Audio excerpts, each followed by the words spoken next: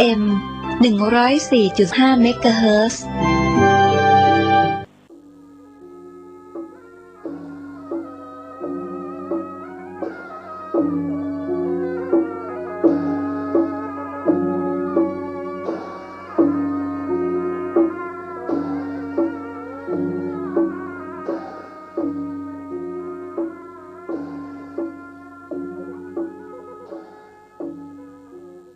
และความผาสุกทางใจจงได้มาบังเกิดกับท่านสาธุชนคนดีผู้เจริญในศีลผู้เจริญในธรรมทุกท่านพร้อมกันนี้ขอยกมือ10 นิ้วกราบอาราธนาเอาคุณพระศรีรัตนตรัยคุณบิดามารดาผู้ให้กำเนิดคุณครูบาอาจารย์ผู้ประสิทธิ์ประสาทวิชาความรู้คุณงามความดีที่ท่านทั้งหลายได้บำเพ็ญมาในอดีตและกำลังจะทำในเวลานี้ตลอดถึงเสื้อวัดเสื้อวาเสื้อบ้านเสื้อเมืองพระสยามเทวาธิราชสิ่งศักดิ์สิทธิ์ทั้งหลายอันมีพระบรมธาตุเจ้าโดยสุเทพ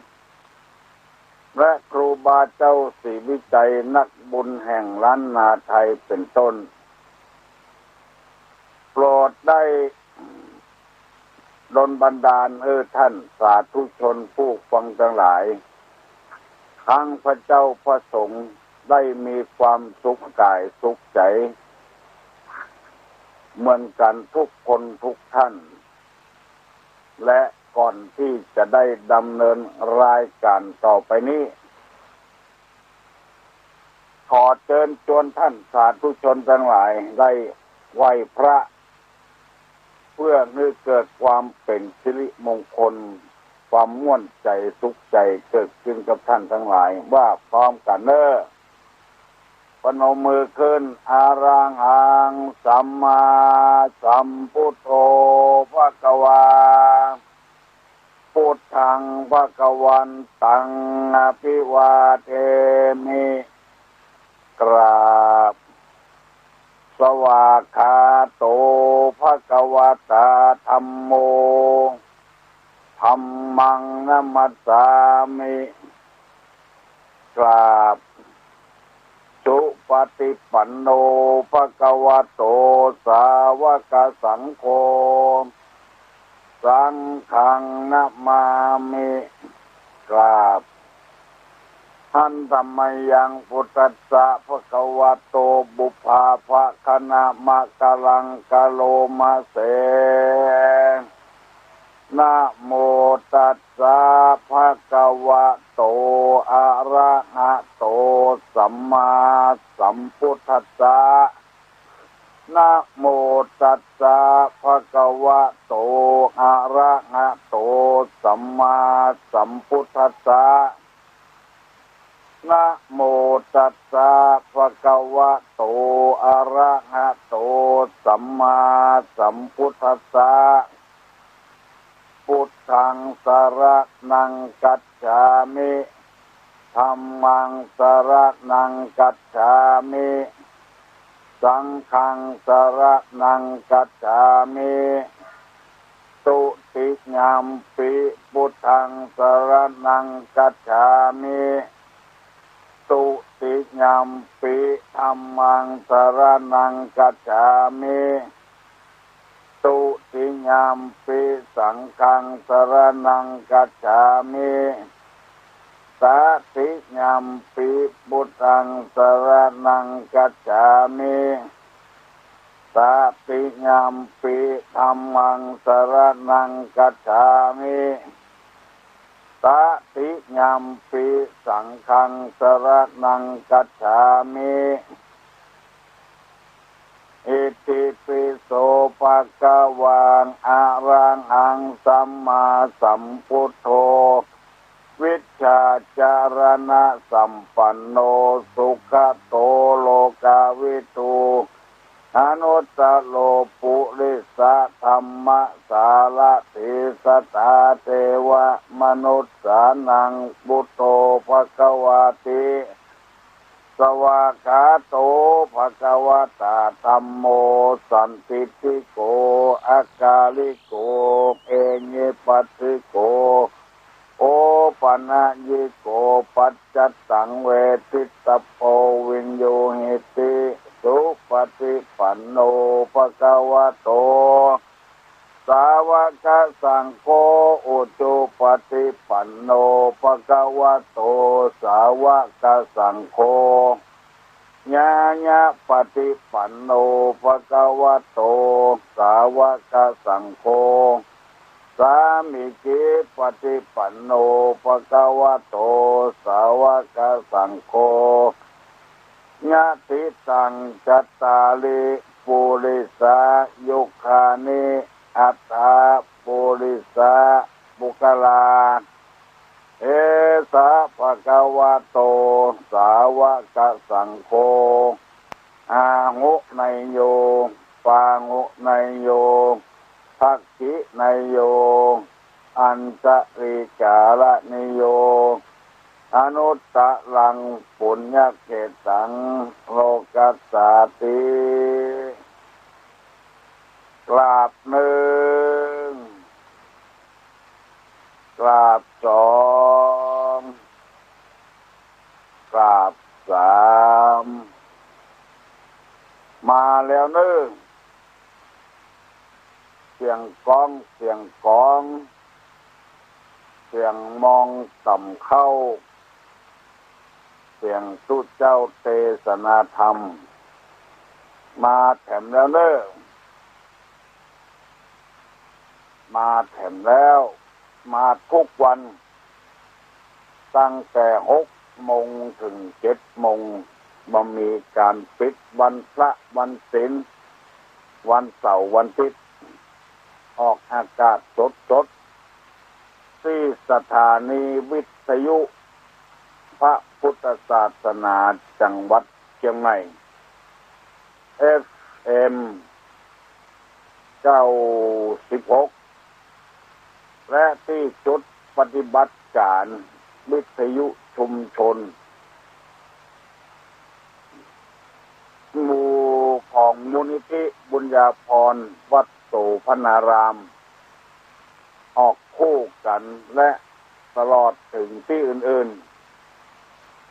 เพิ่นต่อออกไปให้พี่น้องทั้งหลายได้ฟังถึงแม่จำถึง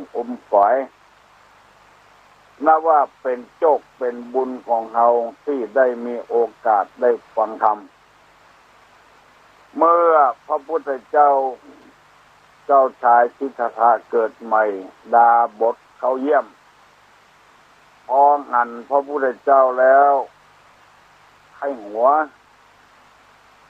วมดแล้วก็ร้องไห้พระเจ้าสุโธทนะถามว่า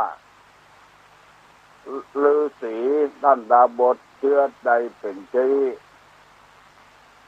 พระพุทธเจ้าหรือว่า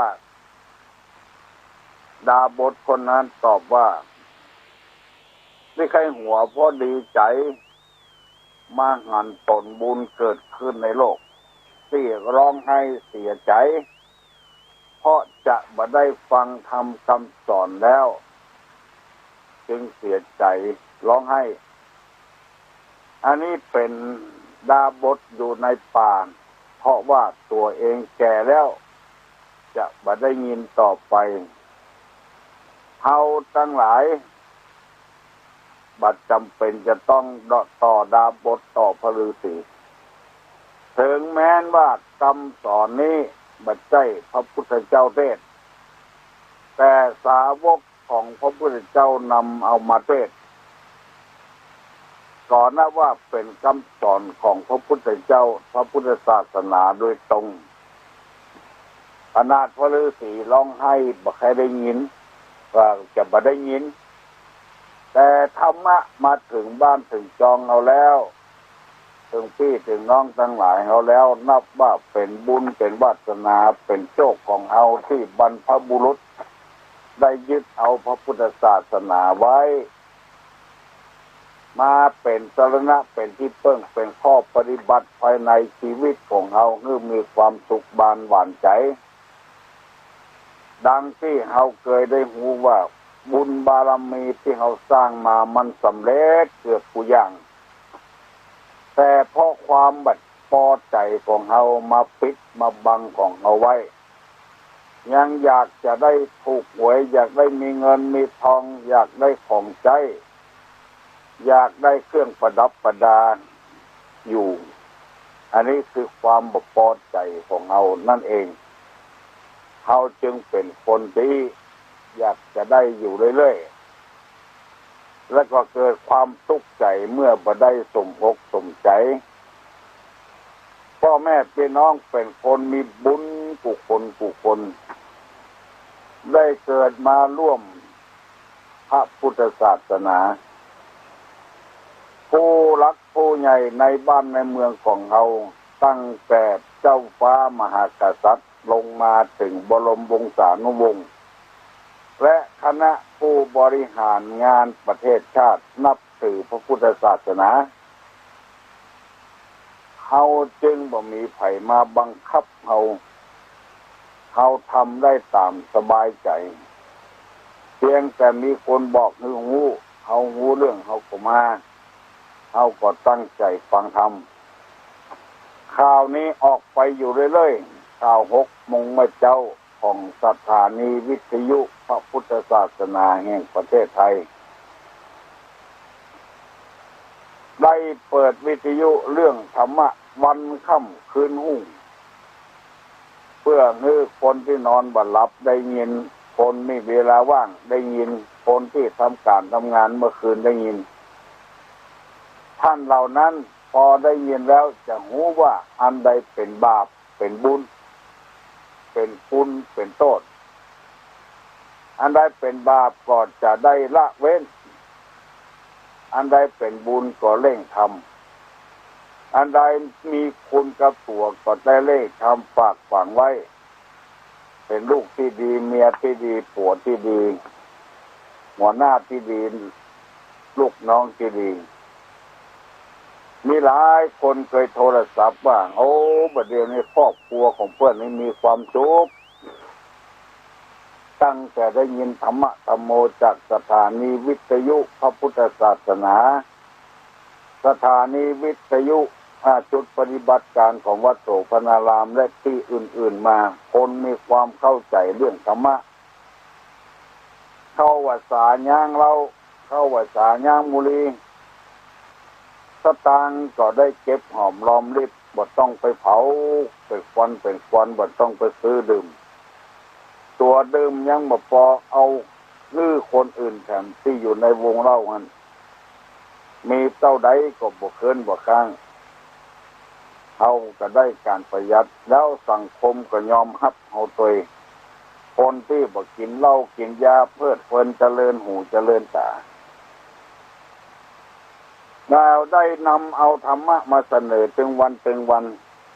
เกี่ยวกับจริยธรรม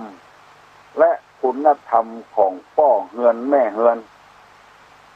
ที่จะอยู่ด้วยกันและมีความสุขบานหวานใจดังที่ได้เสนอไปแล้วว่าลูกบ่าวก็ดีลูกสาวก็ดีจะไปอยู่บ้านเปิ้น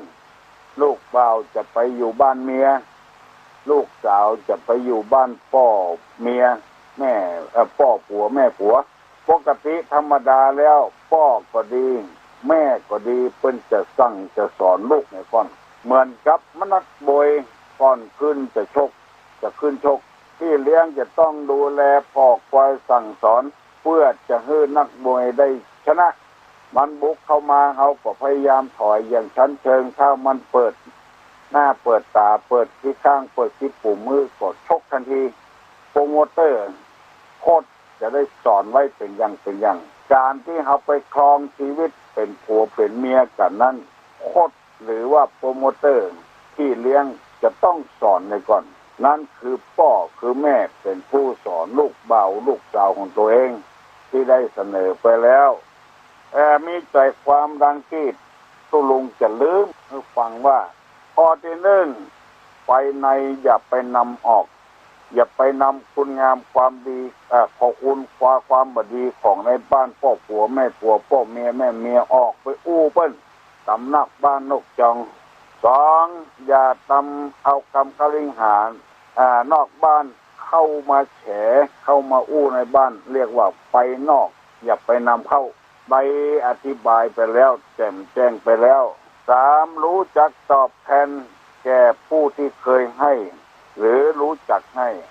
ตอบแทนบุญคุณของพี่น้องทั้งผัวทั้งเมียหมู่นี้เป็นต้นอย่าให้แก่คนที่ผู้ไม่ควรให้เช่นคนเกียจขี้ค้านอย่าไปฮื้อเขามันจะเกยตัวเห็นดีมือดีอยู่มาขอกินอันนี้ข้อที่สี่ข้อที่ห้ารู้จักช่วยเหลือทั้งฝ่ายพ่อผัวแม่ผัวฝ่ายสามีอันนี้ก็ได้อธิบายไปแล้วช่วยเหลือเพื่อฝ่ายเพิ่นมีการมีงานอย่างเรื่องเข้าเป่าไฟการบ้านการจองรับเป็นภาระเปิ้นเลี้ยงหมูก็เลี้ยงหมูเปิ้นเลี้ยงสิ่งสารสัตว์ในบ้านก็เลี้ยงช่วยเปิ้นด้วยว่าช่วยเหลือทั้งฝ่ายเปิ้นถึงของเปิ้นของเฮาบ่ฮักบ้านอาตัวเฮาลำไปอันนี้ว่าบ่นั่งเฉยอันนี้เรียกว่ารู้จักช่วยเหลือทั้งฝ่ายผัวฝ่ายเมียข้อที่หกว่ามานั่งเฉยในเมื่อพ่อผัวแม่ผัวหรือพ่อเมียแม่เมียเนี่ยกันหรือผัวก็ดีเมียก็ดีเนี่ยกันเข้าไปช่วยทันทีช่วยเหลือทันทีบัดนิ่งเฉยบัดนั่งกินบัดนั่งพอเปิ้นเนี่ยอันใดก็ช่วยเปิ้นอันนั้นเป็นบ้าเป็นแหงได้อธิบายไปแล้วเมื่อตัวข้อที่เจ็ดนี่เปิ้นบอกว่าไม่บริโภคก่อนพ่อผัวแม่ผัวก่อนพ่อเมียแม่เมียหรือก่อนผัวหรือก่อนอันนี้โดยเฉพาะอย่างยิ่งบ่กินข้าวก่อนผัวถ้าผัวมาเมื่อใดก็กล้วยกินเมื่ออันบ่กินของไฟของมันอันนี้เมื่อนางวิสาขาจะได้ไปแต่งงานนี่พ่อแม่เปิ้นได้สอนว่าจะบ่กินก่อนเปิ้นก่อนพ่อผัวแม่ผัวก่อนพ่อเมียแม่เมียบ่กินก่อนผัวบ่กินก่อนเมียเวลากินนั้นคือมีความสุขถ้าเฮาลักกินก่อนซ่อนกินลูนนี่มันส่อว่านิสัยนิบดีเท่าใดมีอันใดก็สู้จู้กันกินจนบ่หมดบ่เสี่ยงบ่มีก็หามาทำไมตึงของเปิ้นตึงของตัว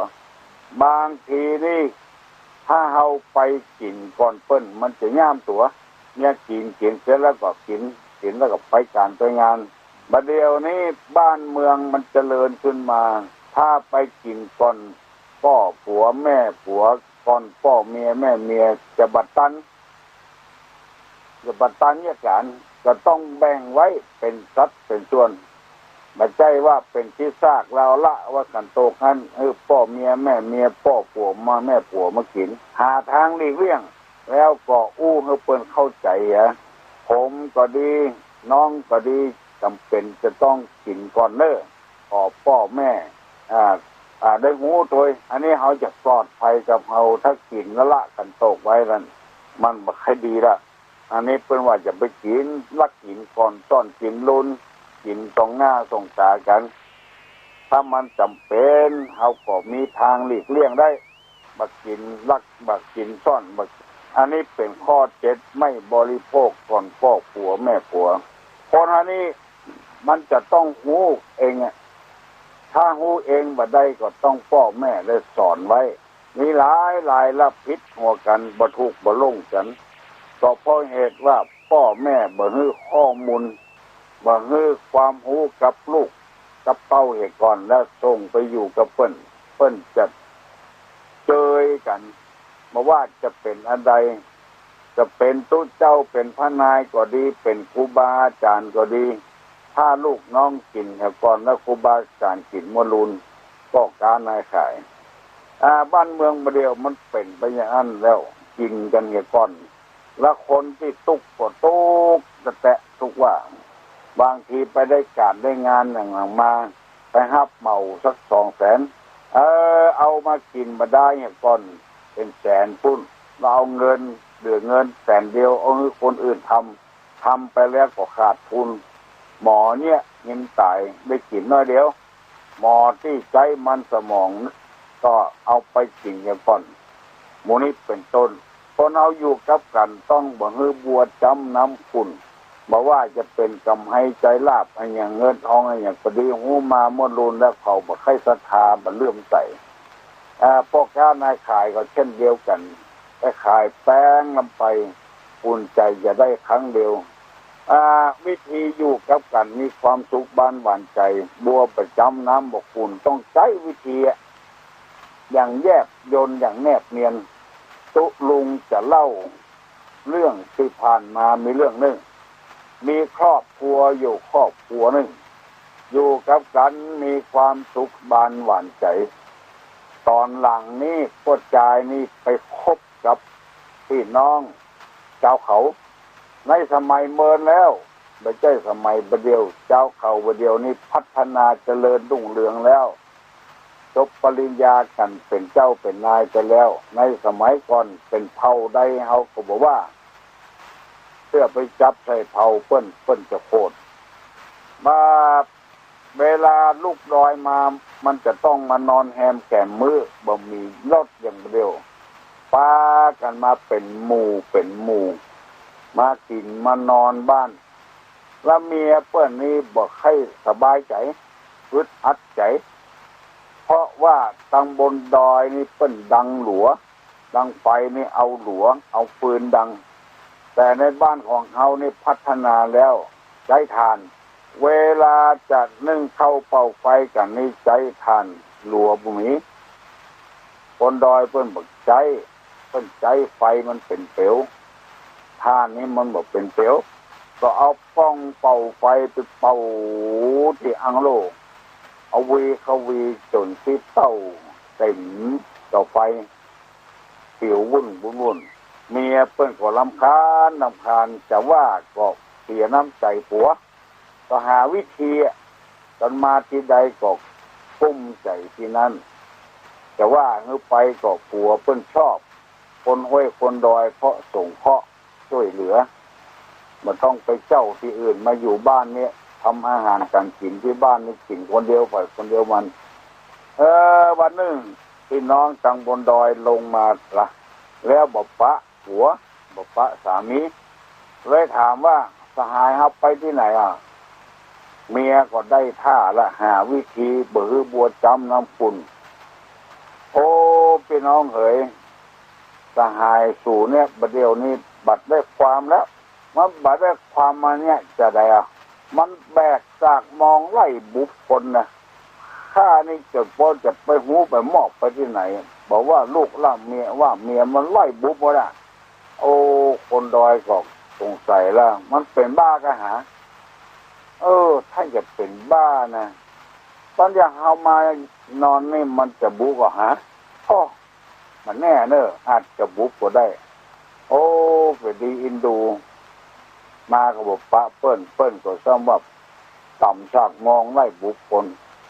ดอยก็กลัวตายแหละกลัวเจ้าของบ้านมาบุกหัว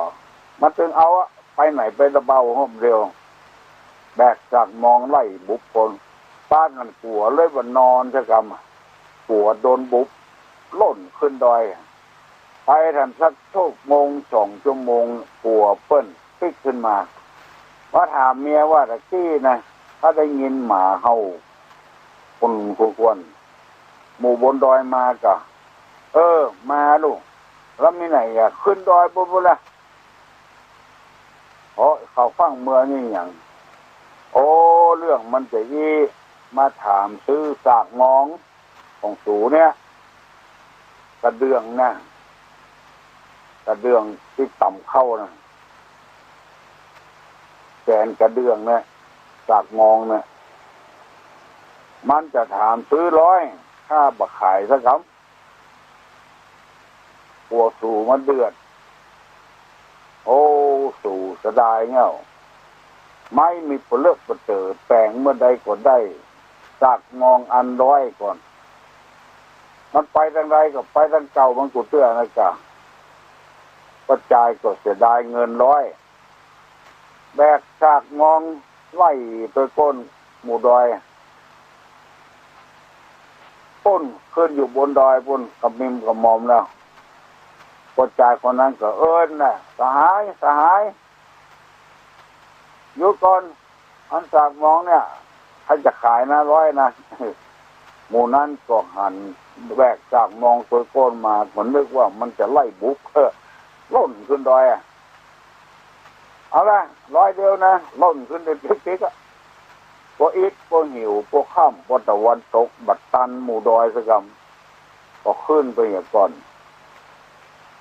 แล้วก็ได้แบกจากมองปิ๊กมาไม่ได้ขายสักคำตั้งแต่วันนั้นเป็นต้นมา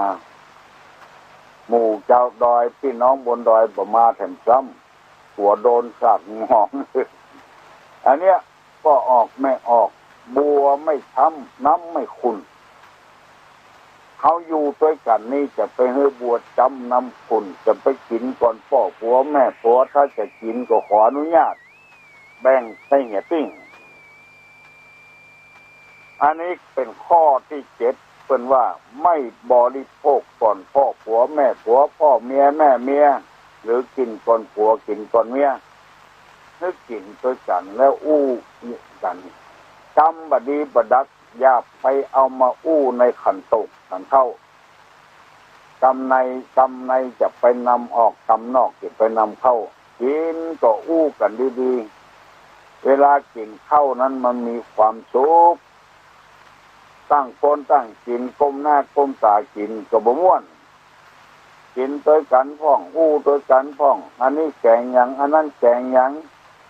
เฮ็ดกาเกมกาอย่างหมู่นี้อู้กันโล่งส่งกันปออย่าไปเอากรรมที่มันโศกมันเศร้ามาอู้คำกันตกกันเข้าอย่าไปเอากรรมที่ประดักเพื่อนพิการเพียงกันเพื่อนฆ่าเพื่อนฟันเพื่อนแทงกันมาอู้กันตกกันเข้ามันเป็นกรรมที่โศกเศร้าเสียใจกรรมที่มันฮึกเหิมกินเข้าไปแล้วมันจะเป็นพิษเป็นภัยอย่างใดอย่างหนึ่งกินเข้าก็บ่ล้ำแล้วอันนี้เป็นกรรมที่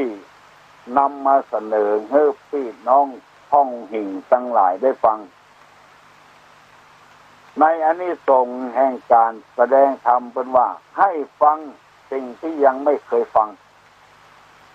เป็นว่าอย่างนั้นคุณสมบัติของพระนักเทศน์นะให้ฟังสิ่งที่ยังไม่เคยฟังสิ่งใดได้เคยฟังแล้วแต่ไม่เข้าใจชัดย่อมเข้าใจสิ่งนั้นชัดมันไม่ลายลงบางองค์จำอู้จัดดีเสียงก็ม่วนทุกเจ้าที่เทศข้อเสนอมาจัดดีเพื่อให้คนฟังให้อู้โวยไปหน่อยอู้เร็วไปหน่อยก็เลยบอกให้รู้เรื่องไปเนี่ยอู้จะจ้าชัดถ้อยชัดจำดีตู้ลุงเนี่ยมันเป็นคนเมืองเหนือกระแบะกระแบนกระแตไว้ใจว่าของไขอย่างเปิ้นอันนั้นไขในแก้วไงเนี่ยยังบอกปอในแก้วไงอันนี้เปิ้นฮ้องกันว่ามันเป็นไทยกึ่งเมืองกึ่งไทยก็ไผเหตุแต่เมืองโน้นเมืองนี้บึกใจเปิ้นว่าเมืองหั่นเมืองนี้ปัญญาบอกว่าเป็นปัญญาบอกว่าพญาปัญญาพระพุทธเจ้าคนบัดเดียวเนี่ยว่าพระพุทธเจ้าความจริงมันก็ถูกแต่ว่าคำว่าเจ้านี่ไม่ใช่เจ้าบัดเดียวจะบอกว่าเจ้าคนแต่ก่อนบอกว่าเจ้าพระพุทธเจ้าหมู่นี้เป็นต้นมีแถมร้ายกรรมที่คนบัดเดียวนี้อู้เมืองบัดชัด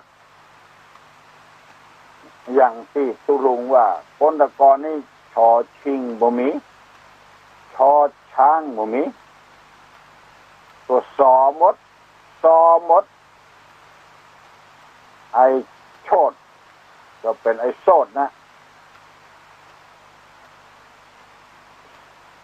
เฉยๆก็เป็นเฉยๆนะบางกรรมที่ควรจะดีว่าอย่างว่าสันดอยเนี่ยเพราะว่าฉันดอยมาโดยไผ่มากับบะฉันบะโฉมที่ไปเหตุก็มีบัดเดียวนี่เนี่ยอย่างตู้ลุงเล่าให้ฟังครูบาเปิ้นบ่มีชอชิงชอช้างเปิ้นเฮ้อไปสอบอุปัชฌาย์กรรมการเปิ้นบอกว่าลองว่าอุปัชฌโยเมพันเตโหหิเปิ้นก็บอกอุปสายโยเมพันเตโหหิไม่ใช่นะไม่ใช่นะครูบาอุปัชฌโยอุปสายโยอุปัชฌโยอุปสายโยเลยสอบตกมาได้กระจำปิกมาเผียบ้านเดือดเขาจะสร้างมหาห้าอย่างครูบาก็ซอซิ่งกับซอสร้างเนี่ยสอบตกไปเนี่ยหมู่นี้เป็นต้นเพราะฉะนั้นเขาจะเสนออย่างนึกเปิ้นได้ฟังนึกเปิ้นได้เข้าใจต้องชัดถ้อยชัดคำเล่าจัดจ้าบัดท่าเล่าเร็วบัดท่าเล่าโวยบัดเดียวตะกอนนี้เปิ้นว่าโวยไปพอคนเมืองบัดเดียวนี้เป็นเร็วเป็นอย่างหมดบ่โวยละหนูนี่เป็นต้นพ่อออกแม่ออกพี่น้องทั้งหลายเฮ้ยลูกลื้อไผ่ยังบ่ลูกเนี่ยเน้อแต่ว่าตุลุงไปที่วัดแม่ห้องไก่ห้วยห้องไก่โอ้ทุเจ้าตึงตำบลแม่ป่งศรัทธาตึงตำบลแม่ป่งบอกว่าบ้านใดนัดพระสมจุ่มนงกันที่วัดห้องไก่มาฟังเทศน์กลางวาจากันเพิ่นเอาวันเสาร์วันอาทิตย์บ่เอาวันศีลเพราะว่าวันศีลนั้นมันไปตรงกับศีลของไผของมันโอ้บัดหน้าเชื่อเลยถึงพระสงฆ์พระเจ้ากองตู้ลงไปในแวดรถเหมือนกับว่าเฮาเนี่ยเป็นคนสำคัญเต็มทีแวดรถมา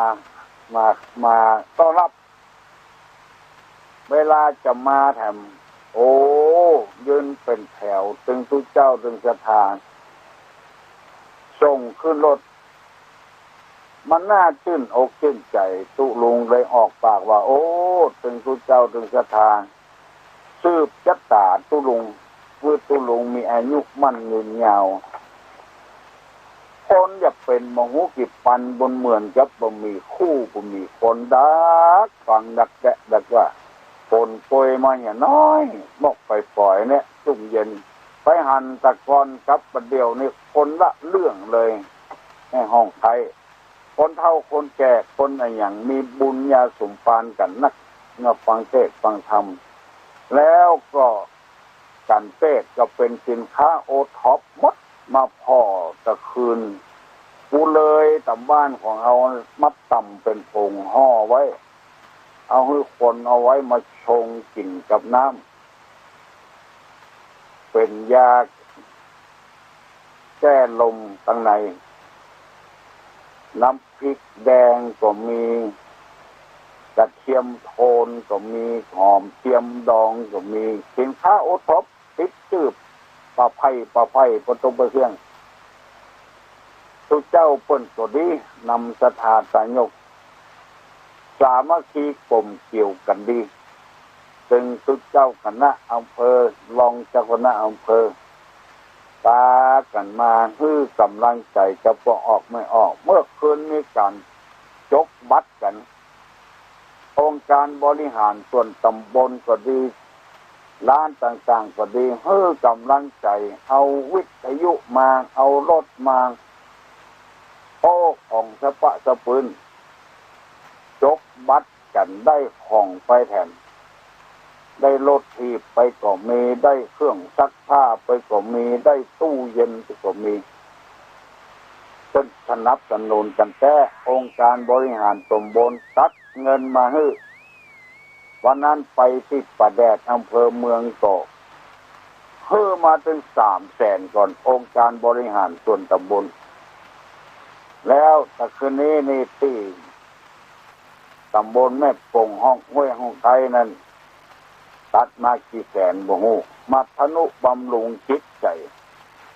ส่วนมากนะองค์การบริหารตำบลจะไปพัฒนาวัตถุแต่ว่าห้วยห้องไทยนี่ตำบลแม่ปงนี่พัฒนาคนพัฒนาวัตถุเจริญฝันใดก็จ้างถ้าคนบ่มีศีลมีธรรมนี่จะอยู่บ่ม่วนมันรู้เว้ยหลางเว้ยอันนี้พัฒนาบุคคลตัวหน้าจมชื่นหน้าเอาเป็นตัวอย่างขององค์การบริหารส่วนตำบลต่างๆในช่วยเหลือถึงผู้เจ้าถึงพระนายมีกำลังใจถ้าอย่างนี้บ้านเมืองของเรานี่เจริญแน่ถึงมันเจริญด้านวัตถุก็ตามเถอะจิตใจเจริญแน่นอนบัดเดี๋ยวนี้มันเจริญขึ้นมานักแก่ละไปพอทีวีคนที่ไปเฝ้าพระเจ้าแผ่นดินไปเยี่ยมไปใจเปิ้นแออัดยัดเยียดกันอยู่โดยบ่มีไผนัดไผหมายบ่มีไผเชิญไผชวนคนฮักพระเจ้าแผ่นดินฮักแกะฮักว่านุ่งเหลืองกันไปทางใดก็เหลืองฮะเหลืองห้ามมีน้ำจิตน้ำใจอันประเสริฐเป็นอย่างยิ่งบัดเดี๋ยวนี้มัน6 โมงป่ายแล้วเนอะตึงป่ายขึ้นมาจะนักละไผยังลูกเนี่ยเนอะลูกเจ้าแล้วตู้ลุงขอขอบคุณแม่ออกที่อยู่บ้านโชตนามาทำบุญไถ่ถอนชีวิตสัตว์แล้วก็ทำบุญลงศพแล้วจะมาพ่อตู้ลุงเพราะได้ยินวิทยุและบหารตัวมาได้หารสักกรรมเพราะว่ามีธุระข้างนอกออกไปคิดข้างนอกไม่ออกที่ว่านี้คือคุณยายวันดีอุดมชัยหมู่บ้านโชตนาเอาเงินฝากตู้เจ้าไว้100 บาทตู้ลุงเป็นก้ายุกก้ายาขอบุญปกปักรักษาเน้อแม่ยายเน้ออยู่ดีมีสุขแล้วภัยต่างๆที่เอาเงินบริจาคจากภาคดนตรีพื้นเมืองตู้ลุงก็ได้รับไปแล้วขอขอบคุณมาที่นี้ตัวฮัลโหลครับที่รู้ว่าเป็นเรื่องของเราข้อมูลมันเป็นนะครับบัดเดี๋ยวนี้คนเฮาเป็นยังไงก่อน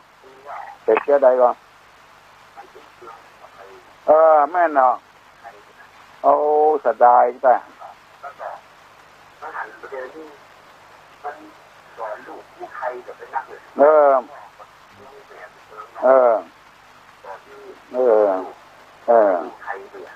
แม่อุ้ยก็ลวดไม่รู้ไม่อุ้ยก็ลวดอู้ไทยโดยหลานเป็นไงลูกสังเกตว่าสายเจ้าลูกใครมีนั่นเป็นอันสอนข้าเป็นอ่ะ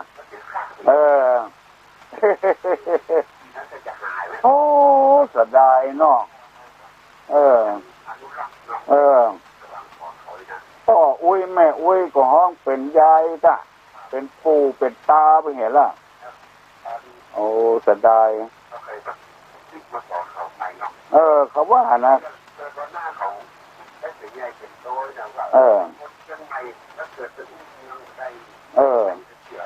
โอ้มีนักเนี่ยโอ้เมืองมาได้นะ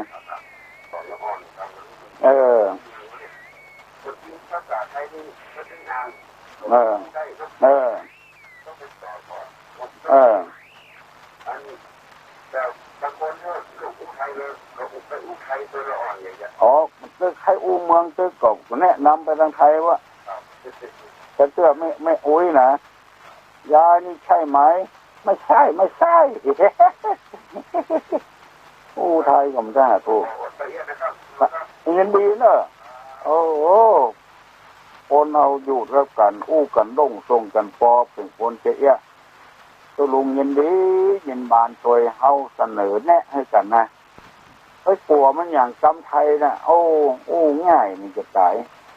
แต่ว่าของมันชัดถ้อยชัดคำกันน่ะของอู้คำเมืองตัวกันเนี่ยมันม่วนนะสืบไปหลายสิบปีฮัลโหลเจริญพรโอ้ปัญหาแหละ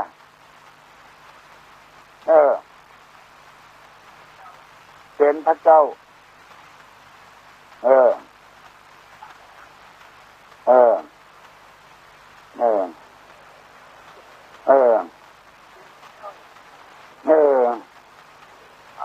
ตุลงใครเงี้ยอย่างนั้นเนาะพนมมือขึ้นแล้วก็ลวดเกณฑ์น่ะมันจับ3 เตื้อนี่มันไข่จ้าไปหน่อยเฮ้ยแต่เกณฑ์พระเจ้าก่อนอย่างเดียวกันนะพนมมือแล้วก็ลวดเกณฑ์เนี่ยแล้วก็พนมมือมันโวยแถมหน่อยถ้าแต่งให้ดีแต่ในของเขาจะได้ตกแต่งดาตานแล้วก็ไหวกาบ3 เตื้อก็ดิ้ง3 เตื้อนี่มันเต็มใจอย่างเขากินข้าวกำเดียวมันไม่เคยอิ่มเนาะถ้า3 กำนี่ก็ตุ้นต้องไปละแบบมาเหมือนกันก็เป็นอย่างเรื่องนี้นะบ่ผิดบ่ถูกได้ยินกัน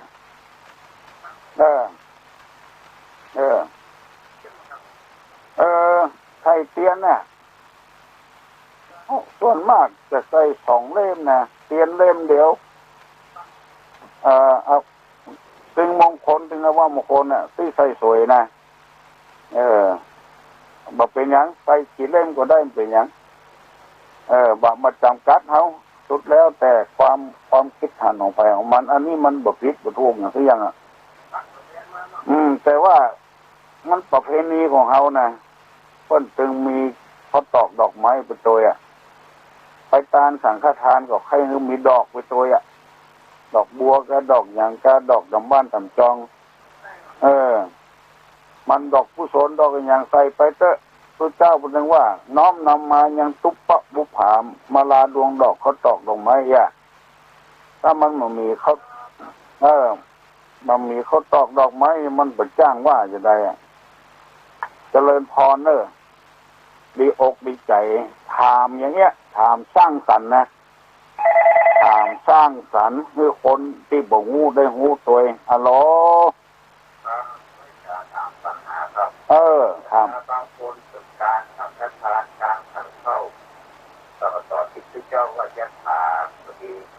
ประหยัดน้ำเราสักปีพอดีอยากน้ำย่างในถูกกระทำขัดฟังอันยะถานั้นถูกยะถาวริวหานั่นนะยะถานะพอพระเจ้าตั้งยะถาก็ญาติน้ำถูกบางคนเพิ่นก็ยุดไว้แถมถ้าตาเนื้อไผ่กอดญาติน้ำต่อนั้นแถมตอนต้นเนี่ยยะถาวริวหานี่ญาติตัวเก่า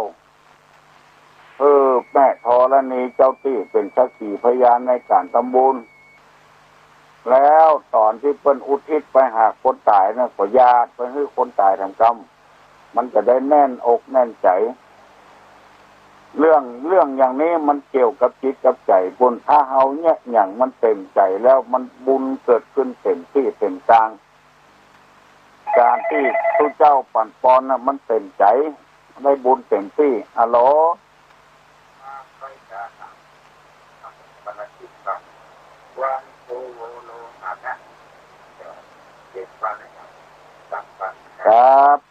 ครับยินดีครับ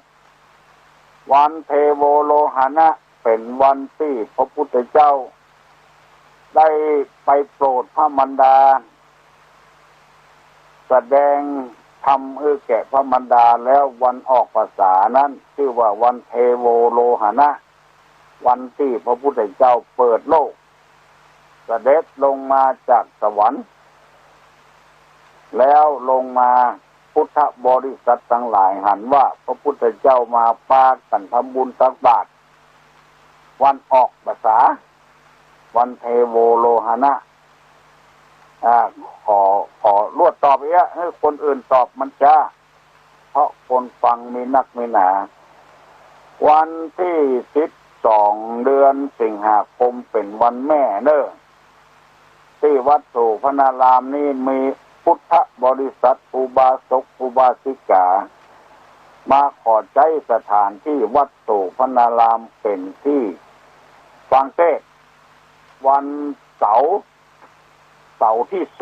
2ของเดือนทุกเดือนบอกว่ากลางวาสาบอกว่าหน้าแล้งแล้วจะได้นิมนต์ตู้เจ้าที่เทศเก่งๆมาเทศให้พอออกไม่ออกฟังแล้วตังอำเภอแม่ริมได้ช่วยเหลือกันนั่นก็คือขอเชิญชวนพุทธบริษัทแม่ดีเด่นมารับรางวัลเอาจะยกย่องมาเดี๋ยวนี้ได้เชิญไปแล้วจึงหมดกันมี90 กว่าหมู่บ้านจะเชิญแม่ดีเด่นที่เลี้ยงลูกดีแล้วก็ช่วยพี่น้องศิษย์สาวชาวบ้านบ่มีประวัติร้ายแรงมาเล่นการพนันมากินเหล้าเมายาเป็นแม่ที่ดีอย่างที่อาจารย์ประดิษฐ์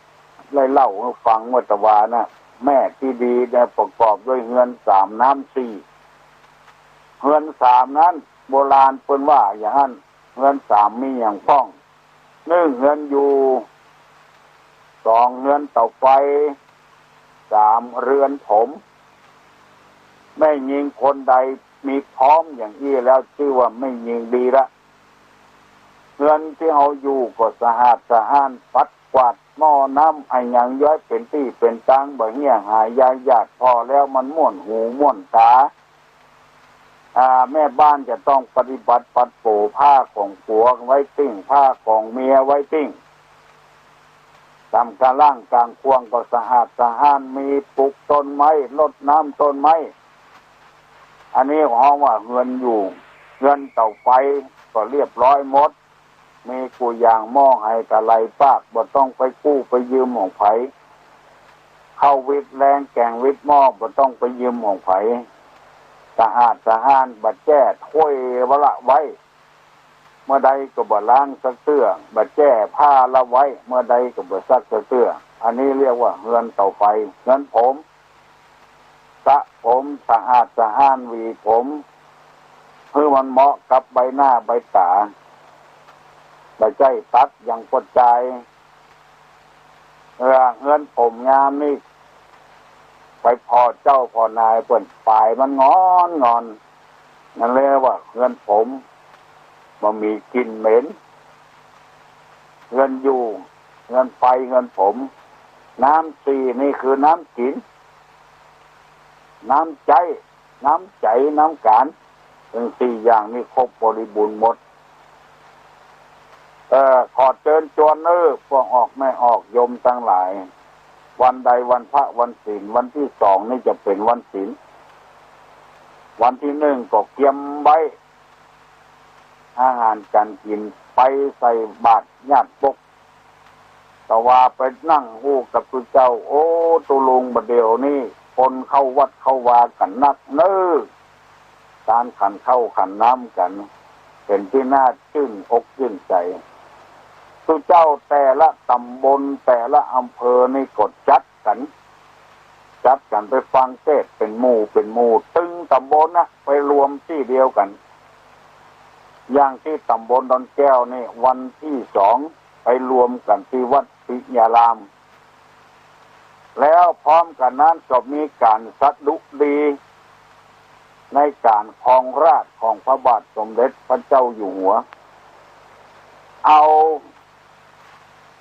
พระบรมฉายาลักษณ์คือลูกของพระเจ้าแผ่นดินเนี่ยมาตั้ง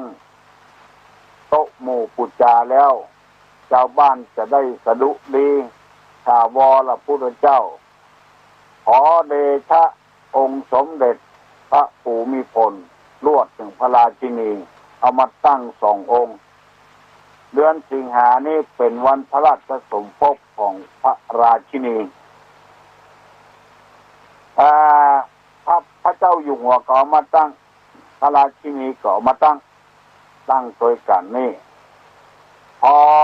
ปันสินปันปอนตุเจ้าเทศอย่างเสร็จแล้วสวดยังกินจิเสร็จแล้วก็เจ้าบ้านตัวจองก็พากันลุกยืนขึ้นผู้โหผู้นำในหมู่บ้านจะเป็นกำนันก็ได้ผู้ใหญ่บ้านก็ได้อบตก็ได้ไผก็ได้จะจวนเจิญคนเฒ่าคนแก่ลุกยืนขึ้นเคารพพระบรมฉายาลักษณ์เปิดกลวยสรรเสริญพระบารมีว่าโดยพวกมันถึงได้อะมันเหมือนเข้ามันก็ถึงไหวข้าวรพุทธเจ้าเอามโนและศีลการว่าโดยเพื่อนนั้นว่าคนเฒ่าคนหนุ่มมันซึ้งอกซึ้งใจพอจบสรรเสริญบารมีละขอเดชะองค์สมเด็จผู้มีผลต่อไปแถมอันใดบ่มีที่มันดีๆอันใดมันบ่มีเขาซ้อหาเขาใส่กันพร้อมหน้าพร้อมตากันในวิหารก็ได้ในศาลาก็ได้สุดแล้วแต่ที่เขาจะทำกันวันนี้นี่พอออกไม่ออกหายไปไหนมดเนาะเมาฟังตุลุงอู้กับว่าจะได้บ่ฮู้มันให้ขยัดไปคนที่อู้เหมือนก็โดนแซว การตอบปัญหาก็โดนแซวกันเบ้อตุลุงจะได้นำมาเสนอเอียดถึงวันใครบ่เข้าใจอย่างโทรมาเนอะ0531210058ฮัลโหลตามเตื้อแล้วเนอะตั้งต้นบูชาเนี่ยควรจะตั้งทั้งสายทั้งขวาทั้งก่อนเทศบายครับถ้า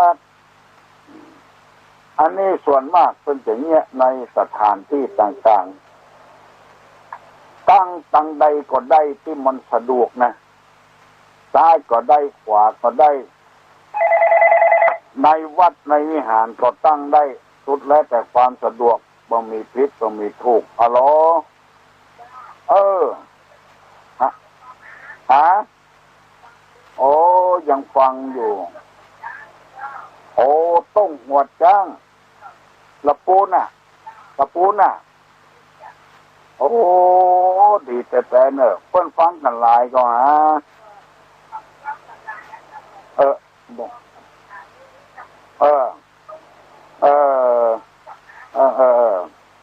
นักเรียนก็ฟังแหละโอ้ดีแต่เนอะเจ้าบุญรักษาเนอะเอามันบ่มีเงื่อนมีงำอย่างโอ้มาทีละฮัลโหลปูจาถ้าลดเคาะนี่เปิ้นปูจาเมื่อคืนถ้าสืบชะตานี่คนเฒ่าคนแก่เพิ่นว่าเวลาตะวันขึ้นน่ะชะตาจะขึ้นโดยตะวัน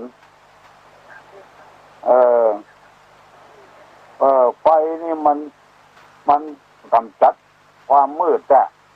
เอาเมื่อค่ำก็ดีได้ถึงหมดปูจาตัวกันนั่นน่ะวันเดือนปีเกิดปูจาติดชะตาเล่มลดเคาะเล่มเนาะแล้วก็อย่างก็ปุจจาฮับโจกเนาะปุจจาฮับโจก3 เล่ม3 เล่มเอาไว้แมลงนะเอาสบายว่า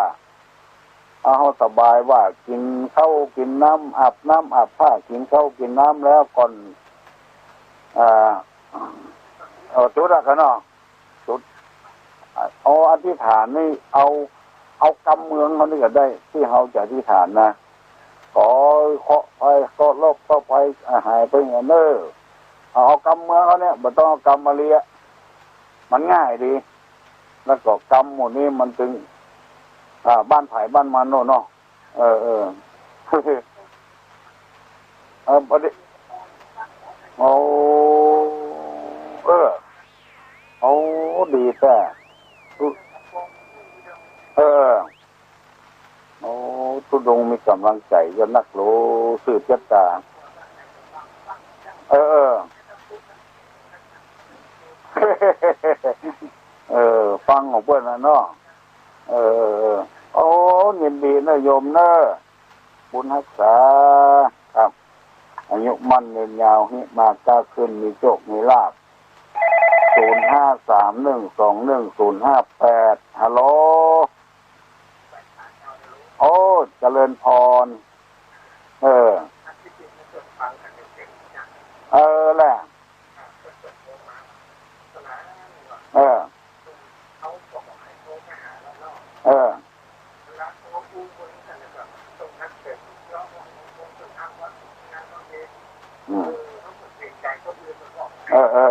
แม่นเนาะเ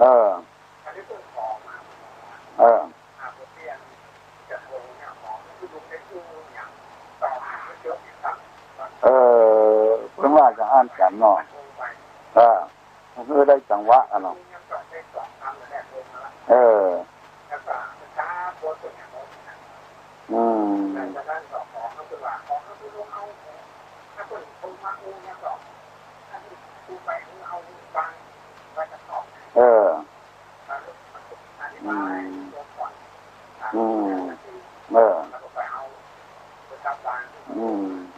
เนาะ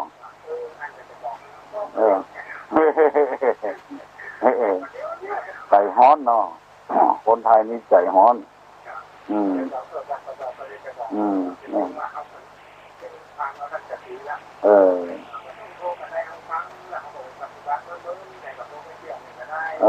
เนาะ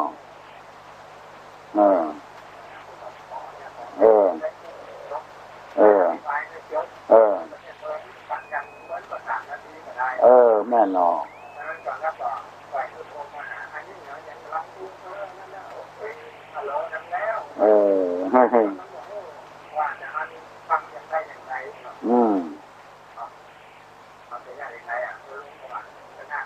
โอ้หันใจกัน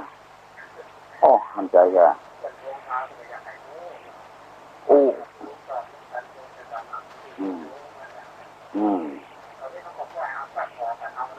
ครับ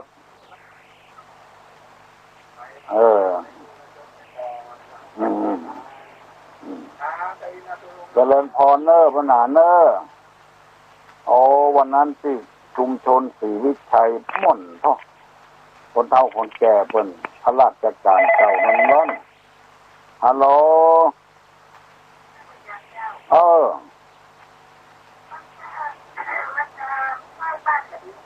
ฮะถ้าวันตาหลวงนะเพราะว่าที่เฮาจะสุมาวันตานี่คือสุมาลูกมันมีเจติยังสัพพังสัพพตาในสุปฏิวิกามีหันหมดอ่ะ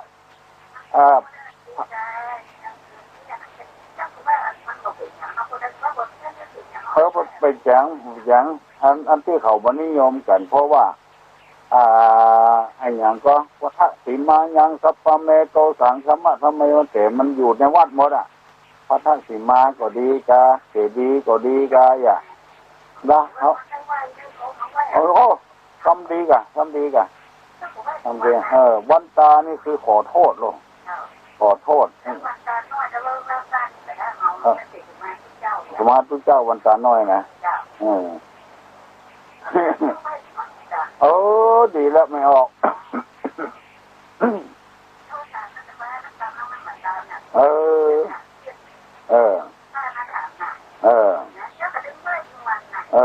ไว้เถอะมันที่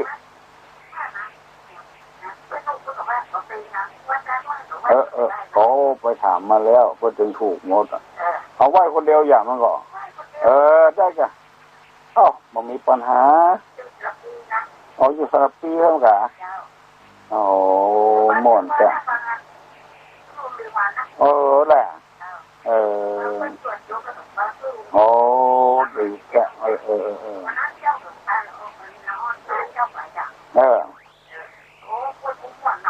ไป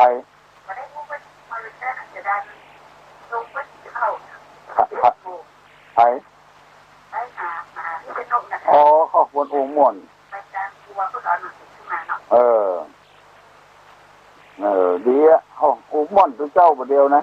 ว่าถ้ากลัวสวกละมีบางตนยังเอาอยู่มันตัวเจ้าแก่ละเปิ้นบากจะไปโคดเขาสอนเปิ้นโลภะโทสะโมหะสอนเปิ้นแล้วตัวที่โคดไปได้ยังไงไปได้ยังไงอย่างโอ้สบายดีไม่ออกมันมีคนสืบชะตาตุลุงเจ้า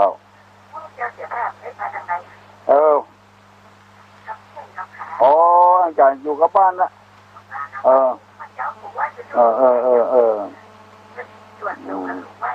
วันศีลวันธรรมนุ่งขาวห่มขาวเนี่ยลูกหลานจะได้เคารพนับถือจนนักบอกว่าศีลหน้าแรงศีลกลางภาษาปฏิบัติทำเถอะอายุนักนะไปไหนมาได้แล้วหรอกแต่ก่อนไปละค่อยบ้านค่อยเมืองย่างเนี่ยพ่อ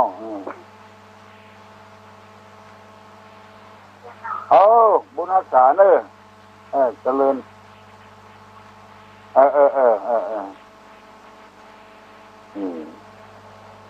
ได้เถอะว่าเถอะบบพิษอย่างกันประเดี๋ยวนี้7:00 ไปแล้วเลยกันเดียวตุลุงจะปั่นปอนแล้วเนอะฮัลโหลครับ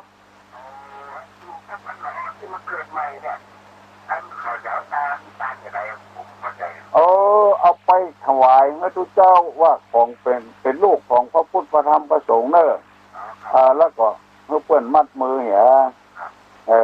เอาถวายให้เจ้า3 ดวงแล้วก็เอาตัดผมนั้นเปิ้น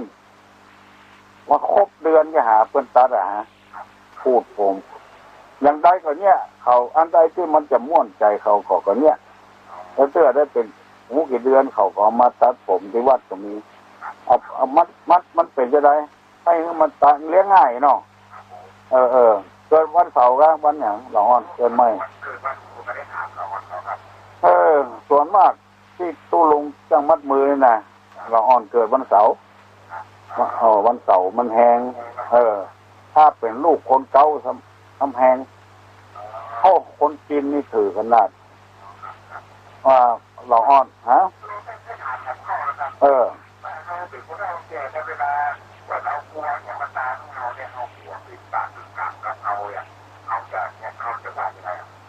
พอไปเป็นหยังเพิ่นเอามาปูจาความดีของเฮาลูกไปเป็นบาปเป็นกรรมหยัง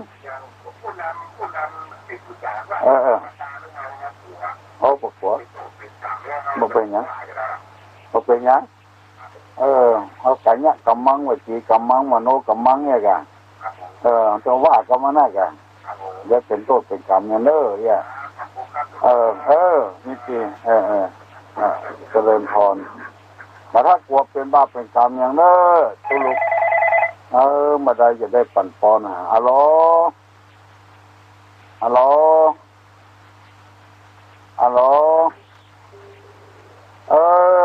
ยกมือไหว้เนอะตุลุงอย่าปั่นปอนละสัพพิติโยวิวัตชันตุสัพพะโลกโควินาศโตมาเตภวะตวนตะลาโยสุขีติคาโยโกภวะอภิวาทนะสีริสนิจังวุฒาปจายท่านกำลังติดตามรับฟังสถานีวิทยุกระจายเสียงพระ